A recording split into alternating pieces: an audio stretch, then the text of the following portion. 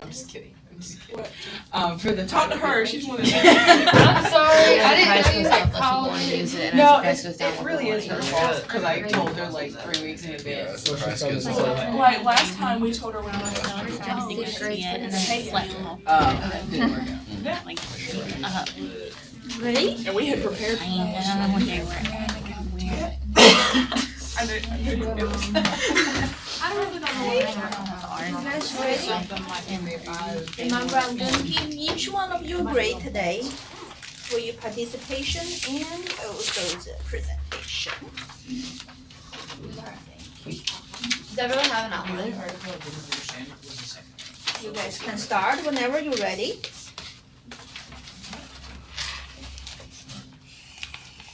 Our presentation's on green energy, and it's pretty much talking about how green energy isn't really green energy and it's not really helping the environment. So, different kinds of green energy is wind power, solar power, tidal and wave power, and geothermal power. Wind power is like created by using the wind, and it takes steel, fiberglass, and cement to create wind turbines to even get the wind going to create energy. Solar power is like used by the sun rays, and it uses solar panels that need to be at least 20 feet per household. And then tidal and wave power is like hydropower, and it creates electricity. And it's pretty much like what dams are, is hydropower. And geothermal power is created by the internal heat in the earth, and it's used for like for cooking and stuff. It could be used for cooking.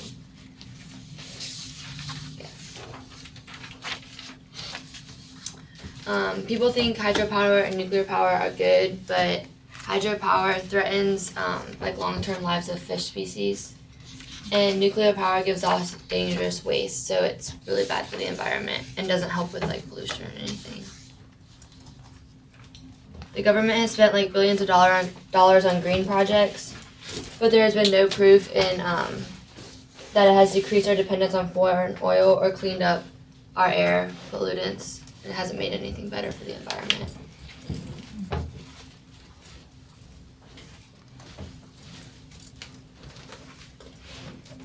So with hydropower and nuclear power, if you guys read the article that talked about the Solyndra, the plant between Los Angeles and Nevada, I think, yeah.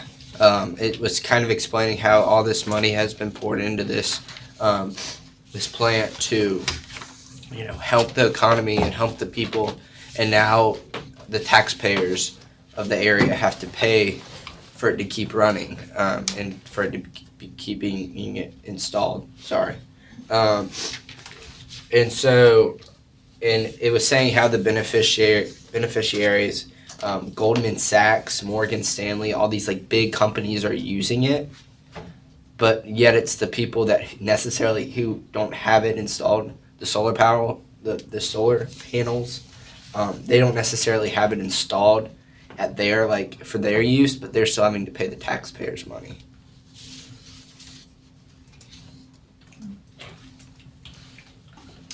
This type of energy shows the law of demand, because the higher the price of the natural gases, the less we will use it and the better the environment will be. So if the government wanted people to stop using natural gases, they would raise the prices, but it's just easier to have natural gas.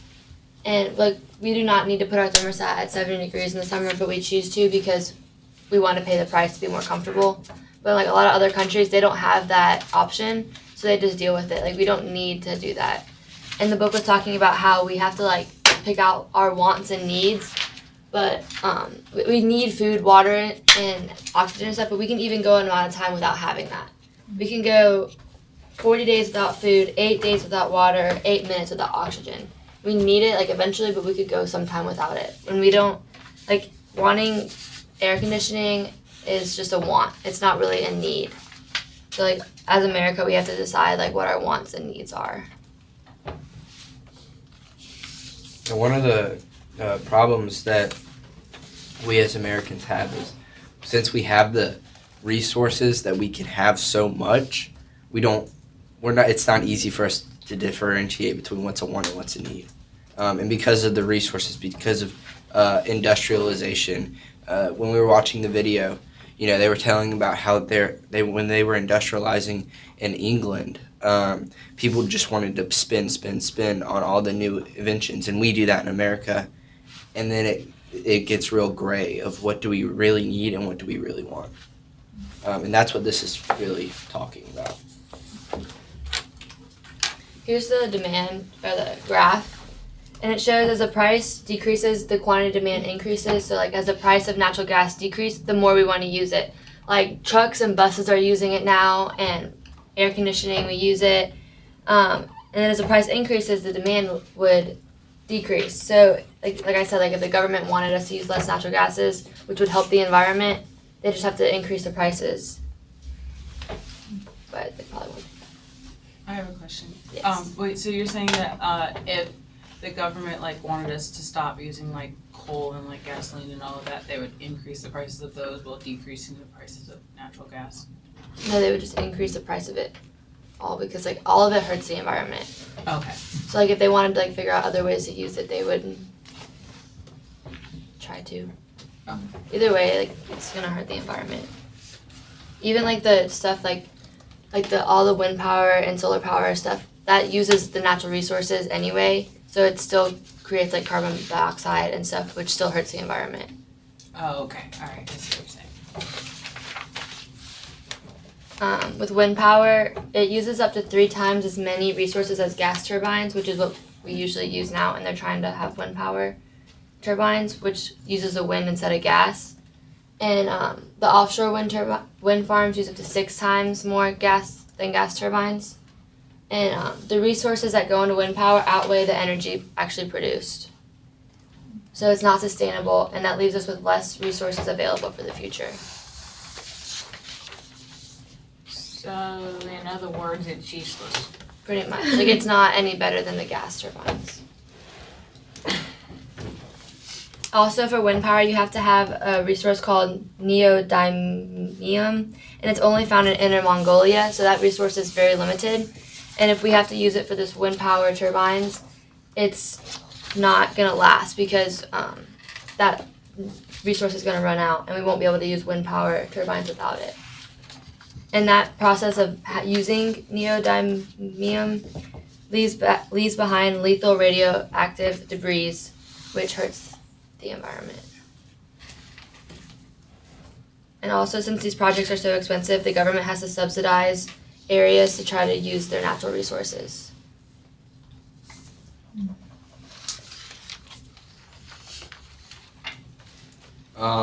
So with wind power, there was the long 137 page, which I hope you all read.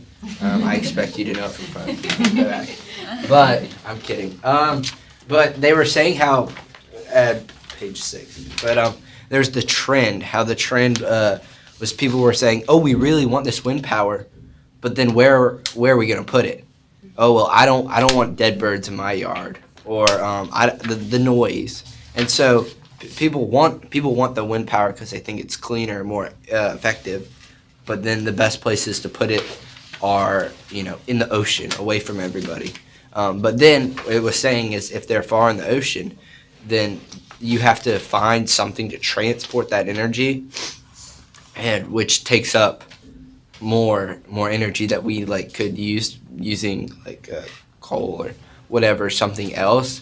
We're kind of expanding our resources. So the best place to put them would obviously be away from everyone, so we don't have to worry about them. But then to get the energy to us, that's where the big problem is laying. So again, we all think that clean energy is great, it sounds great, but then it's actually the process of clean energy maybe isn't as clean or effective as we think it is.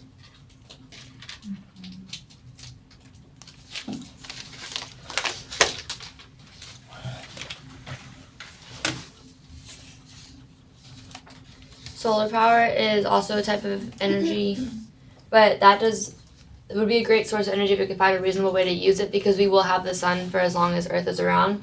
But right now, making solar power panels is extremely expensive, and it takes up so much space just to have for one household.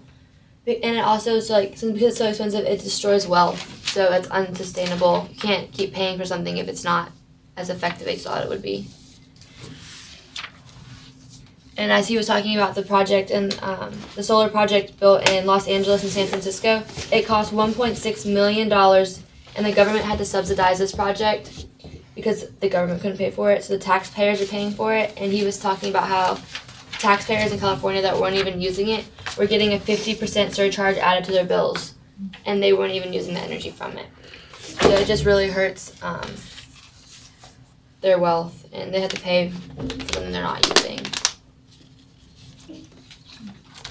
And the thing about, I looked at, when you guys, I don't know if you saw the solar energy page that just had a bunch of googly kind of numbers, you know, all the math equations. My head spun a little bit, but what it was really just trying to make you understand is that, like, it says the direct cost of energy, why solar will continue to lag hydro and nukes. And the amount of energy that it takes to power these big solar power plants is so much. And yes, we have the sun that everyone thinks it will continue to exist for a very long time and will help. But in order for us to get the sun, you have to pay for the philo cells that make the actual energy, and so you have to produce those. Oh man! And then you also have to again, you have to the transmission or the translator, I guess, that translates the actual solar energy into energy. That requires a battery, and again, batteries, as we said before, are very toxic, and they have to be replaced, and all these emissions occur because of the batteries. So again, it sounds good, but there's still definitely some issues that need to be fixed before it becomes effective. And solar energy, I don't know about you guys, but in Florida, solar energy is a big thing because it's always sunny in Florida. Not really, but they have them at like all of the elementary schools, all the middle schools. And what's helpful and good about Florida is it's sunny during the day, and then anywhere between 2 and 4, you will have a rain shower come through, and then it's gone. So it's able to store this sun, all the sunlight, and it's used. But when it's not, then they can use the stored energy that they store throughout the day to use during, the time of the rain, because obviously you can't use solar energy when it's cloudy, or you can't translate solar energy when it's cloudy because there's no solar energy to translate. But it's starting to pick up a lot where I lived, and which I always thought was interesting because I had a brand new school and my middle school put them out, and I remember like, oh man, these things are so cool, and they had the big fences, but then like you do digging and you're like, how much are they really working? Because of the phylophantic, I think that's how you say it, the PV cells of the actual solar panels are so expensive to, like, one, they're expensive to purchase, and then 2, they're also expensive to replace. So definitely decreased costs in those types of materials would definitely help solar power become more of an option. Yeah. I feel like the thing that I got from the reading was that the renewable energy that we're talking about, like, it's not really renewable because we're using up the resources, but the thing is, and it is more expensive, but the thing is, what I was getting is that, like, the investment that you have to put in, like the initial investment that you're putting in, that's really expensive, but over a lifetime, they're more efficient and cost effective than the resources that we're using now.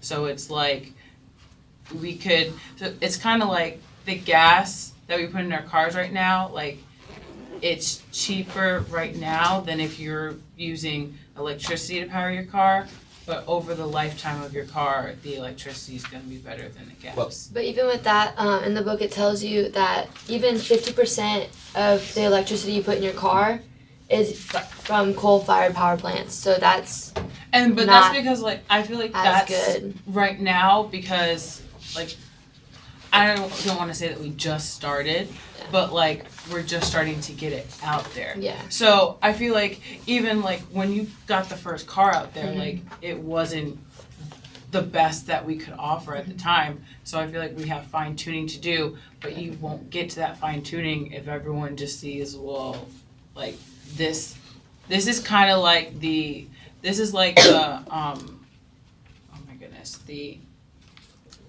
like when you're starting up a company and you have that Startup first costs. yeah, Yeah. and you have the startup costs and your first I don't know, prototype of what you want your thing to be. So like I feel like the solar power and the hydropower and all of that, these are our prototypes because we don't really know like what to fine tune yet. But once we get it out there and the masses are like, oh well, this isn't good, then we can fine tune it. Well, and then the problem that lies is that you're right. Eventually, like it should progress, but at the moment, where we are, is we're starting to go farther into these ideas, but we're not producing. Our innovation should be going faster, and it's not. Mm-hmm. So we're having these great ideas, and so our thinking is increasing and increasing, but the innovation isn't following. And then And so the problem that I saw with it is like the one thing I like from reading it, they were saying like, oh, this isn't renewable, like this technically like we're depleting the resources and all of that. I didn't necessarily agree with that. Like the problem that I saw was that, okay, if the innovation isn't there, but we're still dumping the money into it. So like, because when they were saying that most of these are like government funded and subsidized, well, if you're saying that the innovation isn't where it needs to be at and we're not progressing to the point where we need to be progressing, then why are we still dumping money into it? So I figure if this is the prototype and there are still kinks to be worked out, I feel like there should be a rate at which those kinks are worked out before we are then asking taxpayers to They're like give dumping more. the money into the same projects that Exactly. keep failing. Exactly. So, and they even said like governments aren't the best, like they're not the best people to be choosing Yeah. where to put 100%. taxpayer money. Exactly. So, because I feel like governments at this point, they don't think in terms, like, when I saw the numbers, I was like, oh, that's a lot of debt. And I feel like as a government as a whole, we think, oh, well, if we dump it here, we'll be able to fix that debt in the future. But if the project that you're dumping the money in isn't going to be able to produce that outcome, I don't see why we're dumping the money into it. Yeah, I think the direct quote was, "The government is a crappy venture Yeah, capitalist." yeah. But they actually addressed in one of the articles, I think it was the one where with all the numbers, and they were saying like, what are the startup costs? You know, what are the life and all? They had all these things, and then it came down. I just paid attention to the last number, which was like the cost per kilowatt hour. They ended up saying that, you know, the costs are the differences are so small that we really have to look at the environmental. And you talked a little bit, I was thinking about solar power, you talked a little bit about the, how the batteries for the solar power for the panels are environmentally,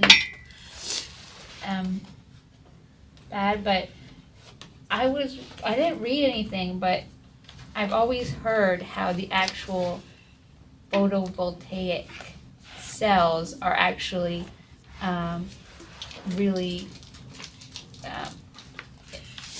environmentally disastrous to produce. I don't know. right, because that's kind of what I was. talking about? That's kind of what I was saying. Was the Okay. resources to make these aren't good, Yeah. right? So the environmental cost is For to go that. into it. Correct. So it's not as much even like the price, like the cost of making them, as much as like, is it environmentally sound? Well, if you're using up these resources, like you were saying, with the wind. And with like people like we don't know what goes into all of these. Well, we do now. Like I had always thought like, oh, wind power and solar power is so cool, like that's awesome. But now I know like what goes into it, and I don't think it's as smart. Like, I think we need to figure out better natural resources to use to make it safer for the environment. Because as of right now, it doesn't seem much safer for the environment at all. I think part of the problem is like governments want an output like now, Right away. and we're still like at the very beginning of research in this particular field, and so because like governments and I mean even like people we're pushing for more green energy like right now. I think like what's happening is they're making what they can with what they know, and then doing the research for it later.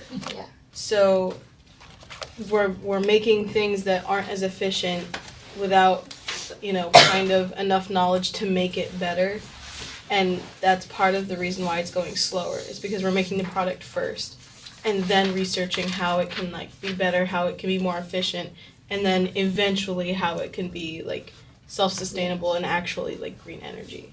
So, I was actually, you beat me to the punch, but for the numbers, they're very close. 3.3 kilowatts per hour for hydropower, 3.5 for nuclear, 3.7 for natural gas. So, and it even says, they're minor in the long term and other issues like capital investment, emission goals, distribution, but that's when you're saying, okay, so they're minor.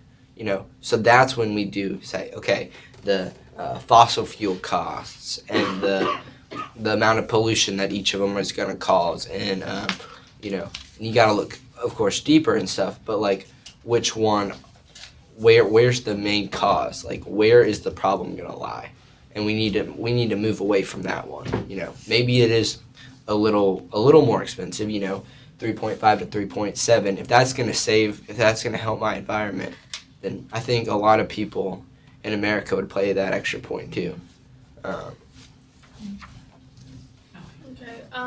we're talking about the environment and stuff, but in these articles and things like that, I'm not gonna say that green energy isn't green, but it's not like, okay, so we have solar power, so now the ozone layer is still not being destroyed, you know what I'm saying? Because we're still driving those cars, just putting out all those toxic things. We're still doing things that are putting out toxic things, and I think that this green energy just costs too much money, and it's not even worth anything. And not everyone's on board for it. Right, and so, and like with the whole taxpayer thing, you can't like strain an already like financial situation that's like in a difficult position anyway. And not everybody is, but I'm just saying there are people who can't afford to have their taxes added on. So I don't really see what the point of green energy would even be. Well, and I definitely don't think it's fair that if you're not going to use something, you shouldn't have to pay for it. I think that is a huge problem right now. Or when they had the solar panels, like the government's taking money from you and you're not even using them. Like that's not what we stand for in America. But obviously that's why the whole, it's all about where's the innovation going to take us. Because if they can, if it becomes cheaper and the resources become cheaper to use and cheaper to find, cheaper to build, then, it becomes cheaper for everybody. And we're not looking at 2 or 3 years. We're looking at 50 and 75 and 100 years down the road, kind of. So right now for us, you're thinking, okay, like this isn't going to help me. Like I don't want it. But on the other hand, it's what's going to keep our Earth more sustainable. But is it doing that? You know what I'm saying? Well, I wanted to ask, like, building on what you're saying, because from the articles we read in this, that we're saying the green energy right now isn't sustainable and isn't productive, and the government's pouring money into it as a waste. But a big argument to say, well, the government should pour money into it is, that it is, we're pushing for innovation. We want green energy, right? We want a healthy Earth. So like, how can we get that innovation without the government pouring money into it? Right, because eventually the fossil fuels are going to dry up. Yeah, exactly. And that we're going to have to do these other, or we're just not going to have any, you're not going to have your electricity, you're not going to have this, and then we're going back to primitive times. But I'm just saying, like, there's got to be the innovation that's always driven the American economy. Yeah, go ahead. I agree with what you say when it comes to in the long run, we're probably gonna be faced with a situation where we're gonna have no other choice but to use green energy. Considering that we still got we still are using we're still virtually like a, what do you call that, a natural gas, what's the word I'm looking for? I have no idea.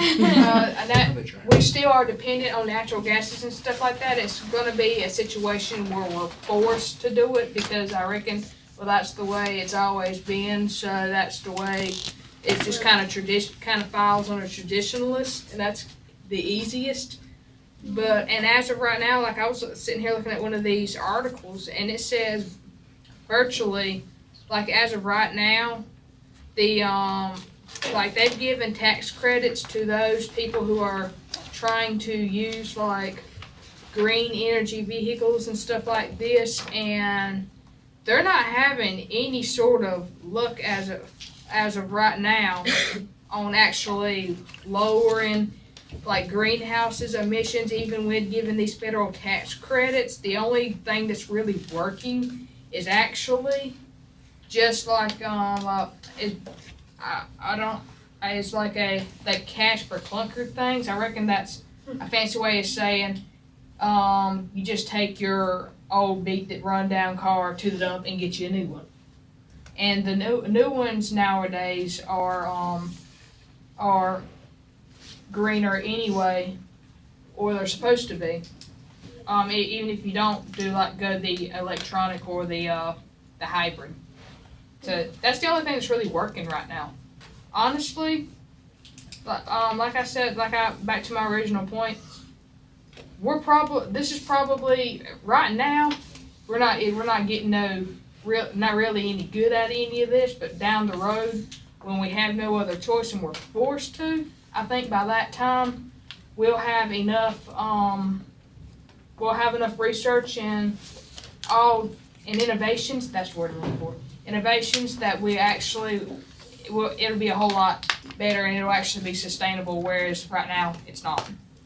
I agree with that too. I think that innovation's only going to come with like the need, and right now we don't necessarily say need it or what. I mean, I know that it would be good, but I'm saying we don't really need it right now. And like with the whole car thing that she mentioned earlier, back then they were starting to like interact and have relationships with different countries, and even within America, like you needed a more effective way to travel. And so that's where the development of these cars come from, and then that just gets better, as time goes on.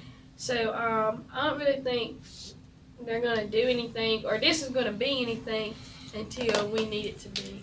Like, the only way for it to really get better is if they find a way to use resources that are sustainable, because right now the resources that they've been using will run out eventually, so it's not a sustainable thing that's going to last forever. I think the problem is, though, we think we're innovating with green energy, like we think we're doing these solar power and wind power, but it's not renewable, so we're pouring our money into something that's not innovative. It's just They need to find new waste. resources.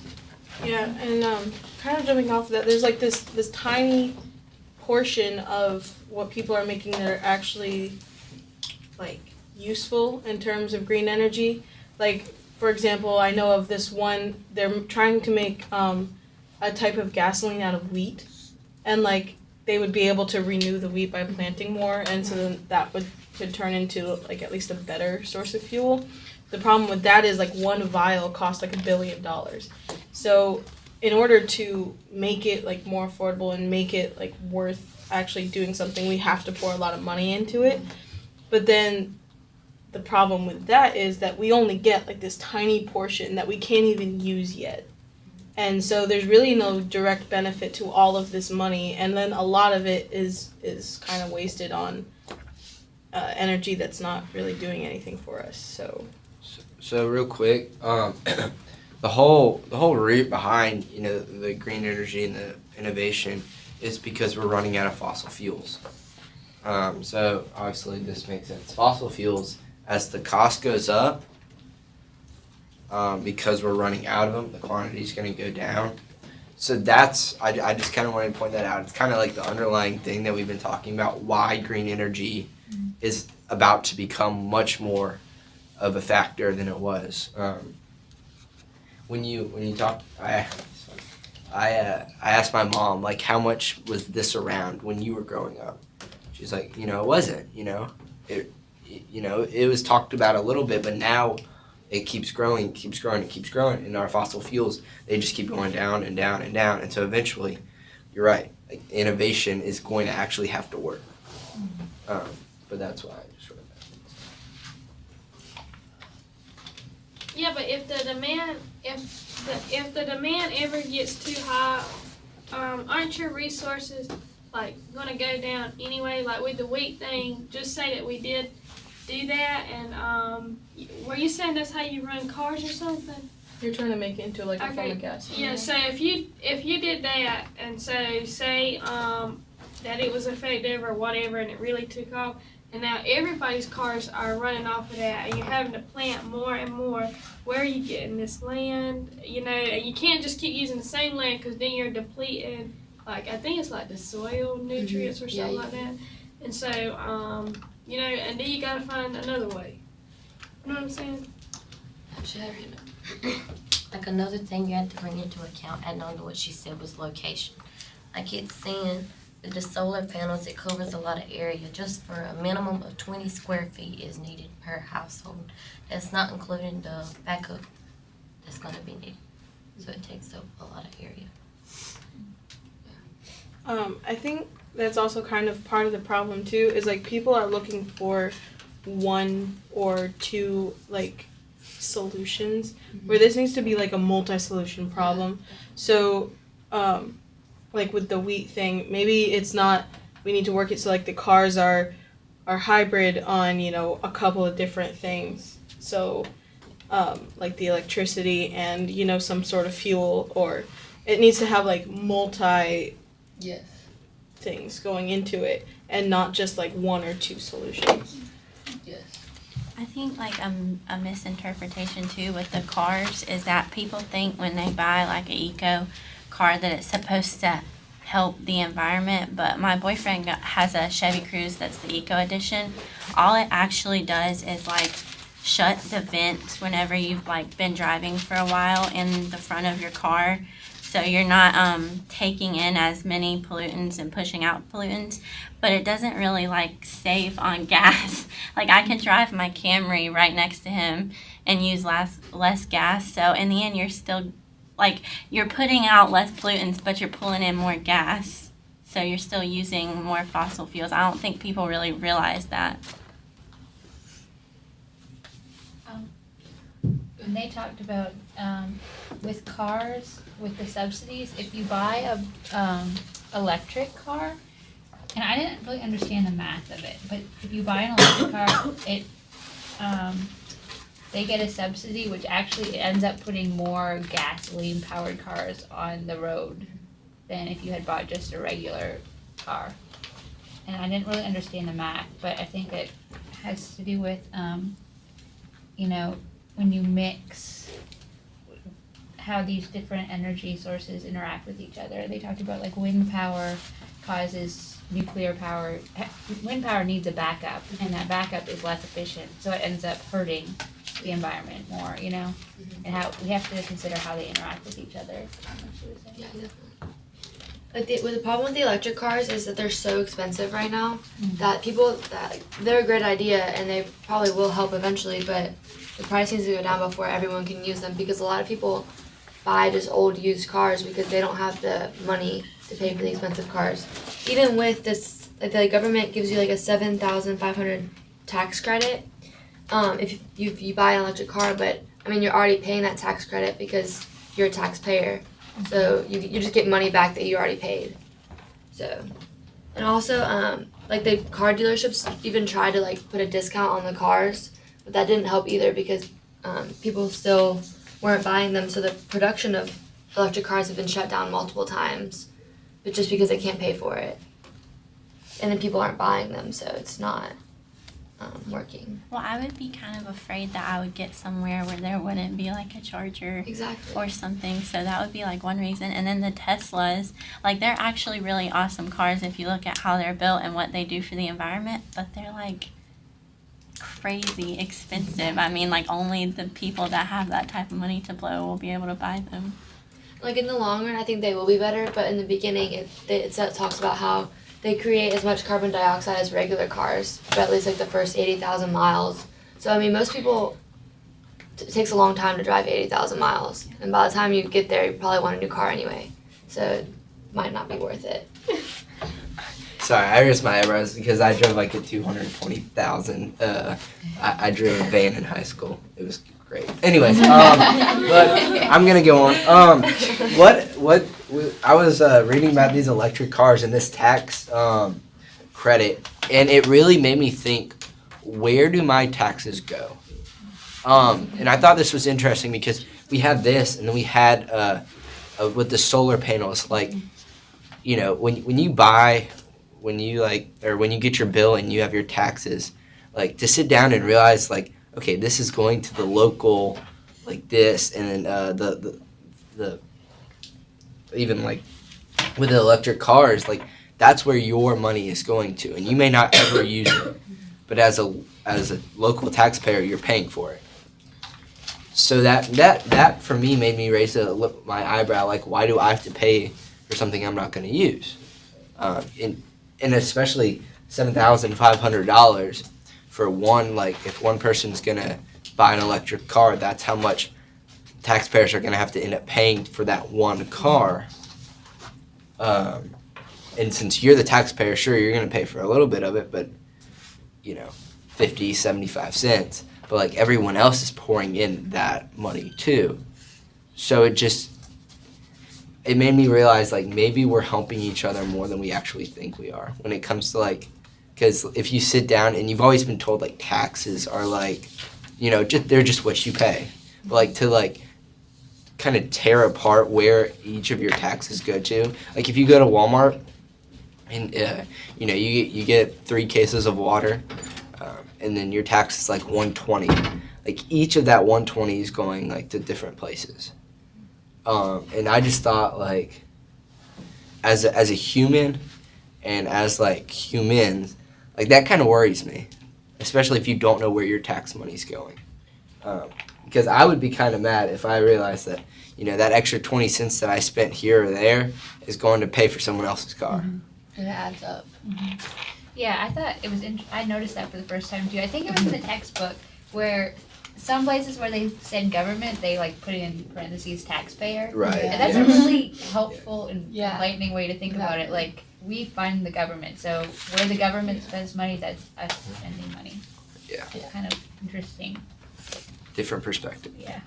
But you do that with everything, though. I mean, it's not right, no. Like, I would be upset about it, but I mean, that's with everything. I mean, my mom gets upset that some of her tax money goes to unemployment when she works all week. So, I mean, you have to think about it like either way. Yeah. Your money's. And I'm not saying taxes aren't bad. I'm just saying when you sit down and think about it and you're like, okay, like, I'm going to probably die in 60, 70 years and my taxpayer money's going to technology that's going to be there in, 250 years or whatever.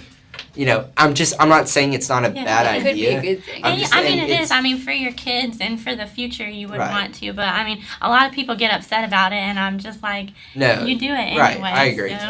It's interesting to think about where your taxpayers are. And it makes you want it to be spent efficiently. Efficiently, exactly. Right. And like the biggest thing about the green energy is through politics. The politicians have made it clear that they think the biggest change that needed is green energy. So they put all their effort and time and money into trying to use green energy. But good politics does not equal good policy most of the time. It's like good politics is making costs and benefits appear to be whatever it takes to accomplish one objective.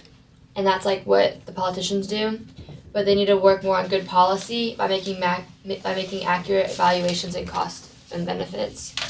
Because they need to realize solar power and wind power isn't the best idea right now, but if they can like figure out accurate cost and benefits and show that for the long run, I think it would be a better way to put your money.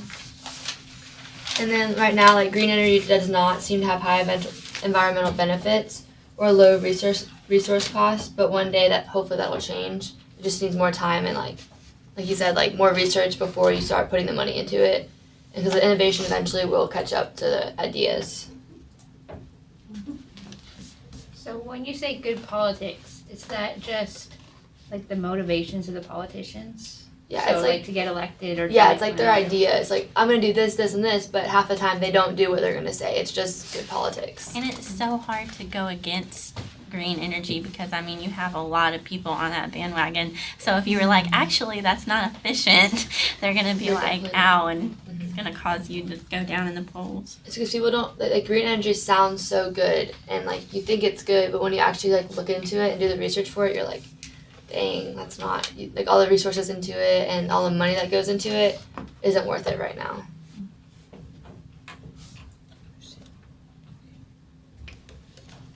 Yeah, especially like now, it's interesting when you turn on your TV, all you ever hear is, Donald Trump said something and pissed somebody off, and it goes back and forth. But if you actually like dive in to like what each one says, a lot of them, as much as they wouldn't admit it, agree with each other.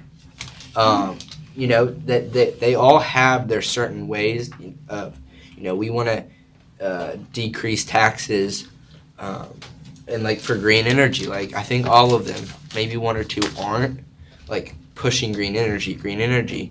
So they all agree on it, but it's how they do it, which leads us to like, that's when you have to figure out, okay, is this going to be more of an economic benefit? Is this the marginal benefit? Is this the marginal cost? Like, and that's what you balance. Like you said, there aren't many benefits, but there are costs included also. So, like the cost of economic degradation, or like when you're using the electric cars, even though there aren't many harmful emission gases that come from it, the cost is still at zero. I don't know if I'm making sense. From like, it doesn't add up for like each individual, but for a society as a whole. Eventually it will add up. So I think the preposition still comes back to like incentives. Like there aren't many incentives to get people on the green bandwagon. So that might be why some people are against it.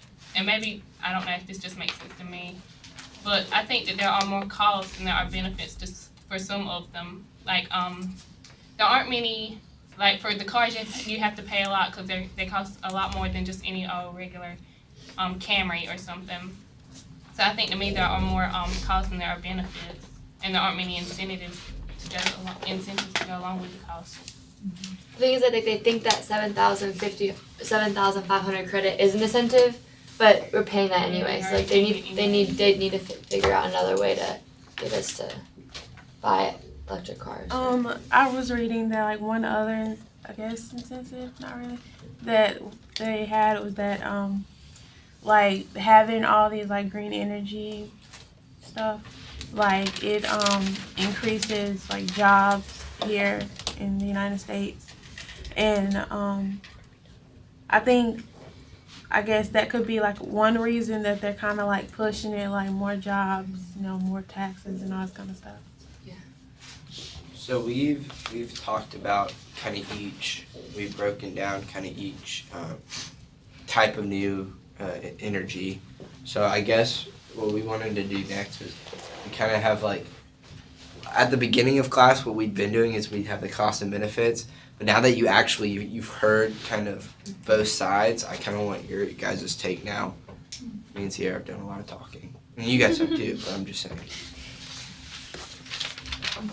Well, one So- major cost. What is it? Right, that's what I was The in. benefits of green energy. Right, more, kind of in a whole. All the topics. Well, one major cost right now is it's not sustainable. Exactly.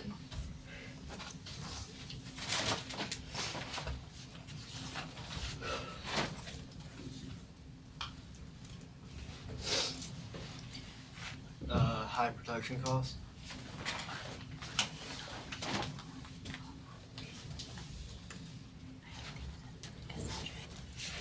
They take up a lot of space.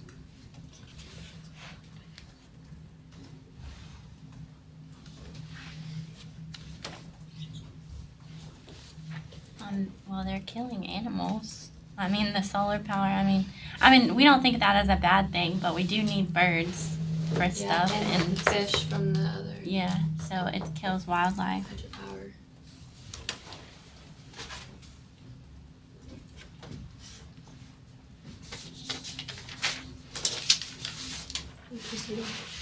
It's not easily available to everyone. Alright, come on guys, a little bit more benefit. The resources that go into the production of wind power exceed the value of wind power. Yeah, the resources exceed for most of the types of things. We are actually making some progress. Yeah, thank you. Yeah. It's not all terrible, but we are actually making some progress. The more failures, the closer you get to success. Alright. So, would you say more industrialization is occurring? Or innovation? Like Or more innovation and all of it is great. More greener thoughts. More greener thoughts. It's also using less of the fossil fuels. Thank you. And like it'll be like for our future, it'll be better for the future. Once we figure it out. Yeah, gotta figure it out first.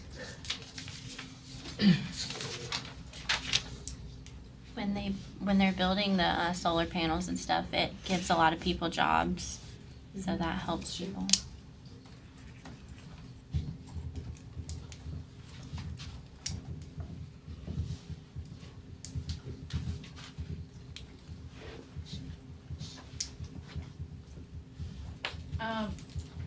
So sustainable, are we talking specifically environmental, like we don't have the resources to keep on doing this, or, I mean, it could be profitable, like, it's not sustainable and it's also not profitable, and we don't, it can't fund itself. It's like, the only reason why it's working is because it's government funded, so basically, yeah.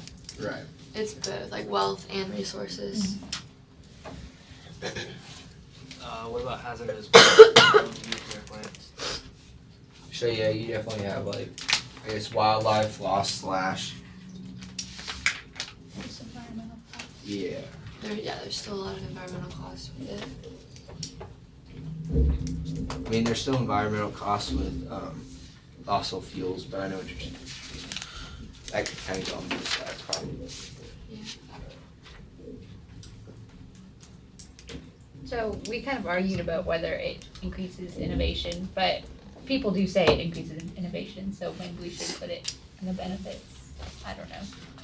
Yeah, I Maybe mean that'll that go was into kind more of greener thought. I know this was very very bland, but what I was kind of going was with like eventually there's more thinking, there's more innovation. So eventually we're gonna make progress because we're Americans and we will.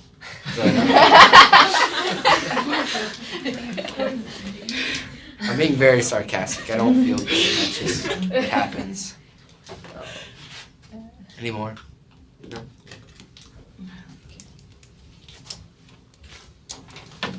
So I know that all you guys did all your readings. So So now I'm gonna pop quiz on page 89 of the 176. You wanna get the questions? Do you want us to answer the questions first and then they answer them, or do you want them to give their input? Which question did you guys ask? Well, we were just gonna go through the discussion questions. Discussion questions. Okay. Do you guys have any ideas of what the government should subsidize and that might benefit the nation in the long run? So number one. Number one. I think it would be a good idea if they ask, like, they do polls for everything else, so maybe they should ask us, like, which form of renewable energy we would be most likely to be involved with, and then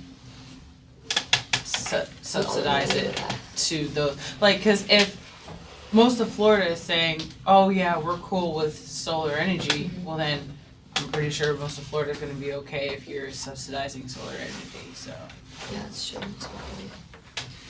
It feels like what they're doing is they're subsidizing actually doing this stuff, but it's not working. And so maybe instead of saying, I'll pay you to put up this wind farm, when we know it that the wind farm isn't cost effective and sustainable and all this stuff, maybe they could say, I'm gonna subsidize you researching how to make a wind farm more. You know, subsidizing research more than these actual things that aren't. The thing with that though, like people aren't gonna want to pay for ideas. Like people want to pay for the actual thing happening. Yeah. So that'd be I think hard. a few weeks ago we talked about it was some European country that had some kind of, I think maybe Ireland had some kind of benefit for new business. I can't remember what it was, but I don't know how it would work, but something that Yeah, that would be good though if that would work. Yeah. A smart way to do that would be like, because like you have new students coming in every day with like different ideas. Mm-hmm. So if we have an area of renewable energy that needs development, well then maybe you could be like, hey, if you're gonna go to school to research this area, then we can help you in that area because you'll be helping us out. That's a good idea. One of my favorite quotes in the world is the cure for cancer might be trapped in someone's head that doesn't know how to express it. So like I think we should kind of focus on education and research in terms of like subsidizing and less on the actual product, kind of jumping off what she was saying. And like even though people want to pay for product, they're kind of paying for a product that's useless. So I mean, I think the best way to go about it would be to really focus more on research and innovation and improving and not just like churning out things that may or may not be useful in the future. That's right. So like pay for more like college and Just like more research kind of thing, right? Mm-hmm. Yeah, because I mean, Research, education, all that. we don't. It was kind of at the point where when we talked about how like competition and how like if you get only a few businesses and everyone's competing to make the same thing, there's no innovation, there's no research being put in to like boost the economy, to boost more things and more better things, kind of. I know things is a bad word, but replacements, I guess, for these things. Everyone's trying to just make the same thing and lower prices, so that's how they make money. So if you're not worrying about that and you're worrying about the research part of it, then you're definitely going to start making gains. And then after you have research, bills get passed all the time in government, this is what we've made. We need a loan. So that we can make this and we can start getting it out there. So I think definitely research is probably key, especially right now. We're very materialistic and we want things now, but we need research now. Maybe if they targeted a different group of people, like older people are not going to be as for green energy, like you said, because they're not going to be here when it's useful. So maybe if they went towards like the younger generation and we grew up with like this doesn't work now, but one day it might, instead of we're going to put this out there and yes, it's completely useless. But like, I just think they need to target a different group of individuals instead of.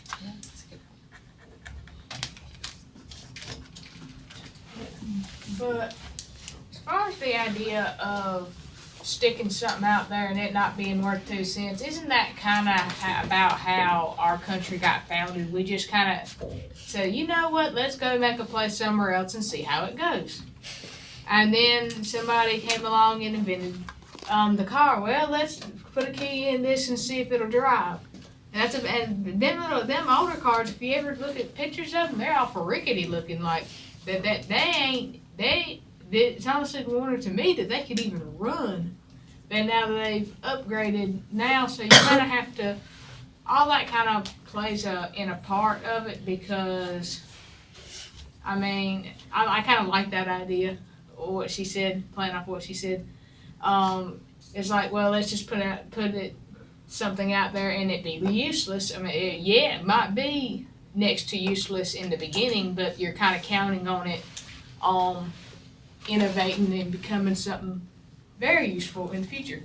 Yeah, but the thing is, like, I feel like they're trying to mass produce right now, because they've done lots of solar panels and lots of wind turbines. Like, it'd be good if they did like one at a time, because that'll be cheap. Like, it's good to like put it out to see if it fails or succeeds, but they like make a lot of them they're trying to make a lot of them at one time, and that's not working right now. They need to put one out, see how it goes. Maybe if that works, maybe put 2 out and see how that goes. They need to have it more of like a growing process instead of doing it all at one time.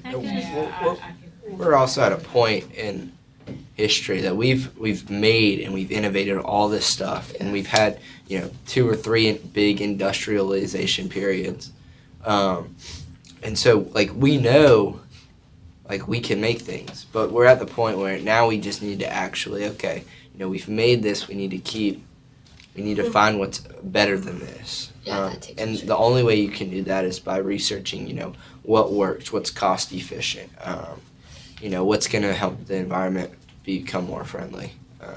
You can't just keep making stuff just to make stuff. That goes along with like what I said about Target, because research and education is our generation. So that's the same thing, like targeting a certain group in education and research being more beneficial. I mean, I think all of these problems that like we've covered in this class, like especially green energy, it is our problem. We're at the point where we're in a few years going to go off. We're going to have a job, and this is going to be our problem. So, we're not little kids anymore. Now we have to embrace the problem, and we have to embrace. Okay, this is cleaner energy. What are we going to do with it? Kind of. And I feel like if we did the research, we would have more of the resources that we're using up by making the mass production, like in the future. So it could be like a more like longer innovative thing. Like if we researched it now, we won't use as much. You know what I'm saying? You know what I'm saying? We're not using our resources. Yeah, use it. Yeah.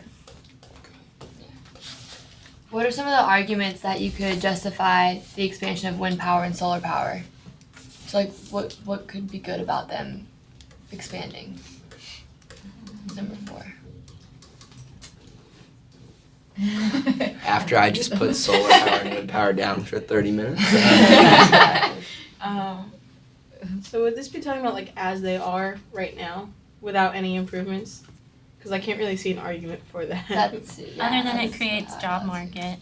Yeah, I mean, it does create jobs, I suppose. Well, if you're going to expand a product, you're definitely going to continue to make improvements. So I would say that we should assume that they're going to make they're going to better. make improvements. Yeah. Okay, not necessarily sure what, but Yeah. But I shouldn't. I'm just gonna go on. I can go on bashing it for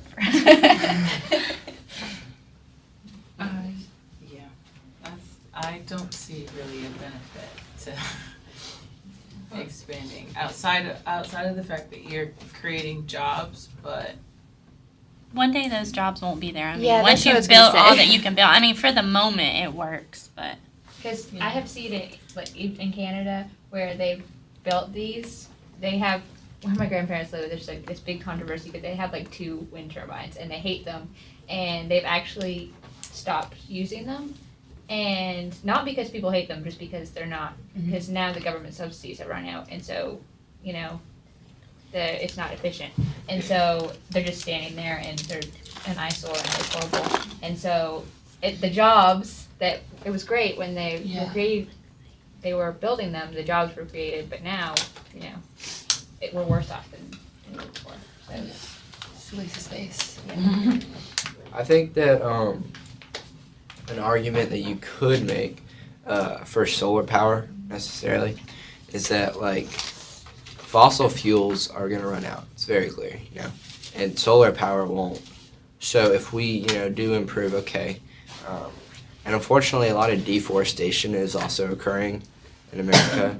So instead of building another condominium or apartments or whatever, like if you know the government said, okay, we're gonna set aside this land and we're gonna have the solar power, and this solar power is going to generate enough electricity for the whole city, for the whole county, or for the whole town, then I do think that it could be beneficial. You know, there's definitely setbacks, as in, okay, is there enough sun? You know, how are we going to make all of them? And you know, and that's when you can say, okay, if this is what we're going to do, this is what all the taxpayer money's not. You know, we can focus in on one thing. Does solar power have the same sort of restraint that fossil fuel does, in that we have limited resources to create the photovoltaic cells? Right. I mean, That is you similar. would definitely, exactly, because I mean, just like, you know, you would have to balance, you'd have to figure out, okay, where are the resources that I need to make the PV cells? And, you know, can I balance that with the environmental impacts and stuff like that? So, I mean, yeah, it was suggest some arguments, so I was just throwing some out there. I mean, like, solar energy has like so much potential Right. to really be like an efficient and viable source of energy, but like the problem is like trying to find resources to make the cells. So once we find like a decent way to do that, then it'll actually be worth something. But And if research goes towards, you know, how do we make PV cells more cheaper to make, with less resources, and then the whole research thing goes back, and then we're focusing on one thing, you know, that's how you make community pour all their taxes into one thing that's going to power everything, I guess. So rather than something they're not going to use. What are the benefits to consumers who purchase electric cars?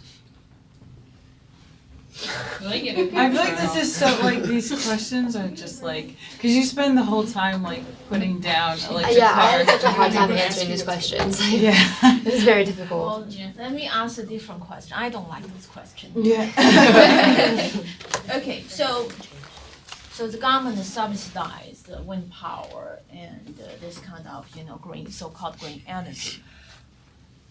Why does the government have to subsidize those in order to have those things solved? So what's the reason behind this, you know, this government intervention? So So- why? Alright, so that kind of goes back to when we were talking about how they made the solar panels in now NRG is the NRG energy halfway between Los Angeles and San Francisco. Right? And for me, I thought, like, you know, the cost is 1.6 billion. So they had to subsidize those loans, or that, so that they could pay for the not just the making of it, but the running of it.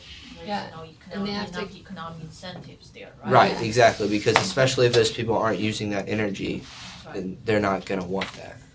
And it has to pay for like all the resources that go into it, because like using that kind of stuff uses a lot of natural resources, and you have to pay people to use the natural resources, and you also have to pay people to like use their land, because you're taking up other people's land, so you have to pay for that. Yeah, it was basically saying it was too much of a risk, that wasn't enough chance of return for private investors, and that's why they needed the government to lower that risk by guaranteeing profit. Because they were also targeting the wealthy on that one, and so it was saying that this project could destroy the wealth. Yes. So then I want to ask the next question from that is market failure, the term market failure. What does it mean? How do we relate what we're talking about here with that term, market failure?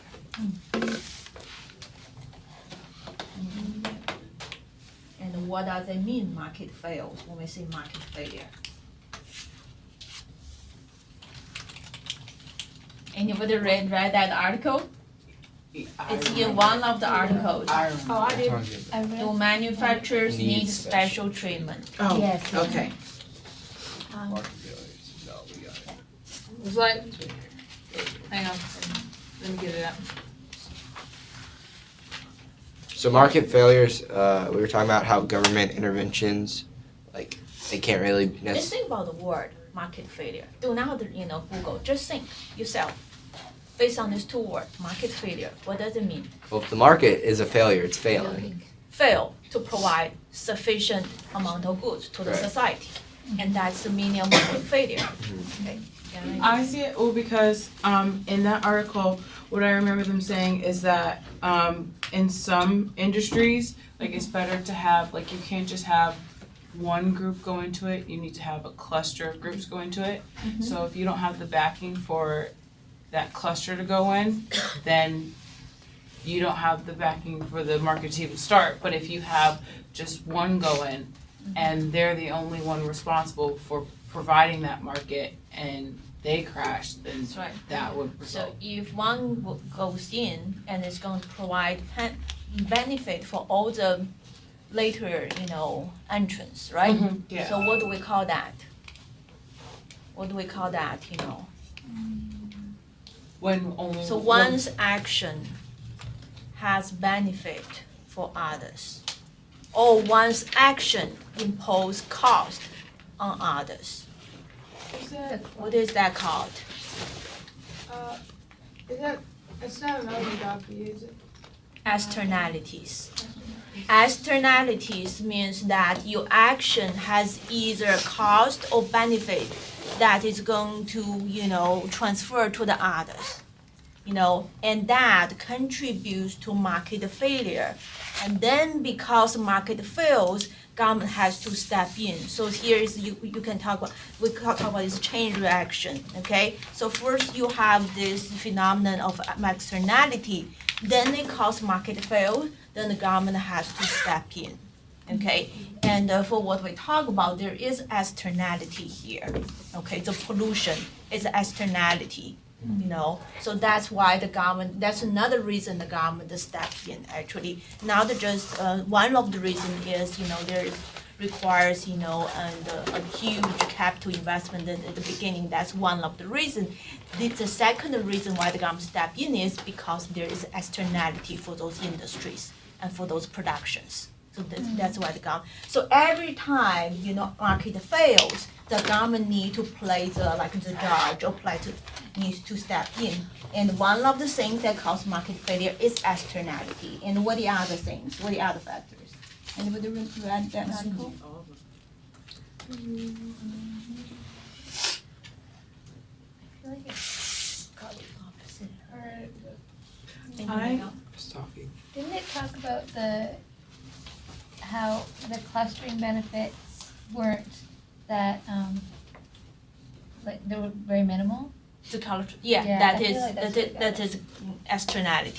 That's Yeah. externality, because there's externality there, so, if more people there and the better it is, so everybody enjoys actually the company of the other, so that's why Yeah. we want to, Like another portion was that a lot of the government money that goes into it is the time period for which they're counting as their learning period.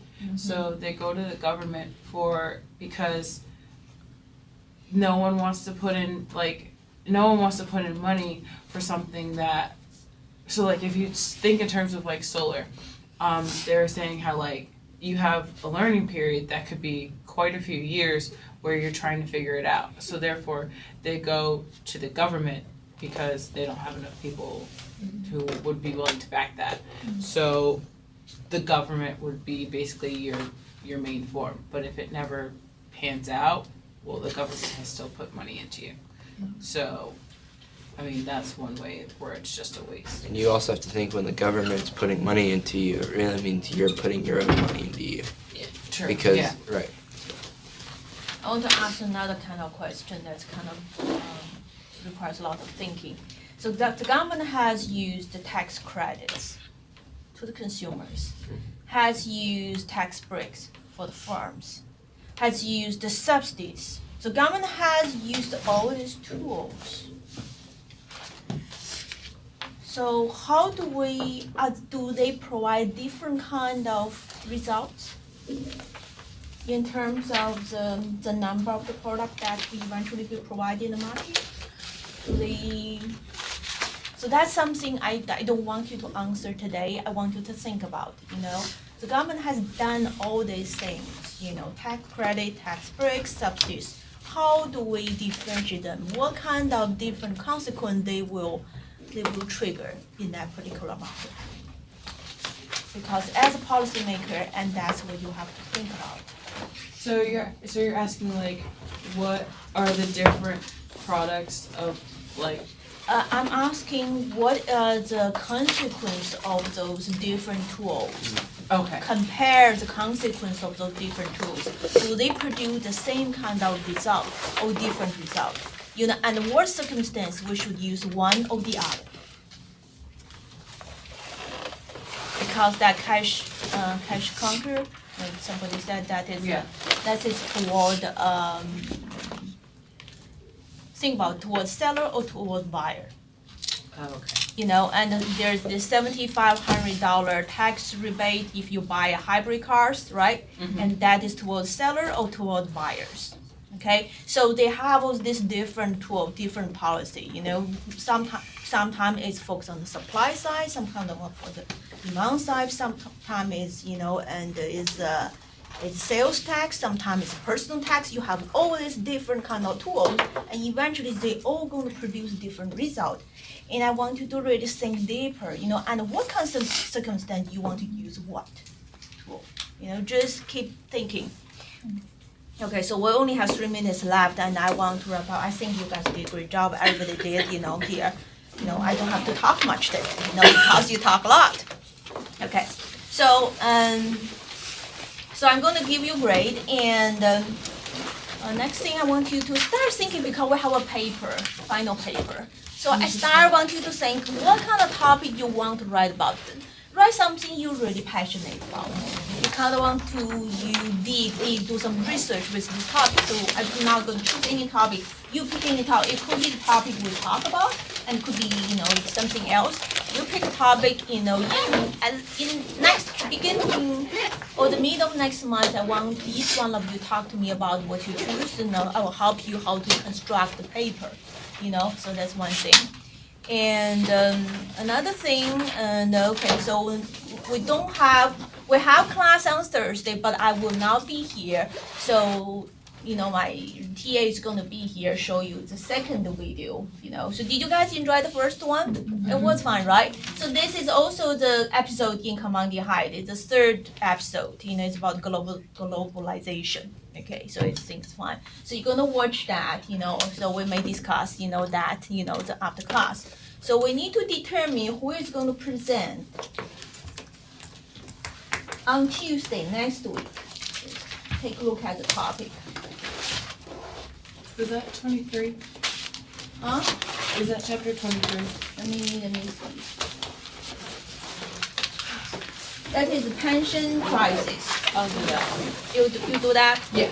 Okay. You said we don't got class on Thursday, right? We do. I'm not going to be here. Somebody is going to be here, show you a documentary. Yeah. I started reading it. Yes, they're going to do that, so.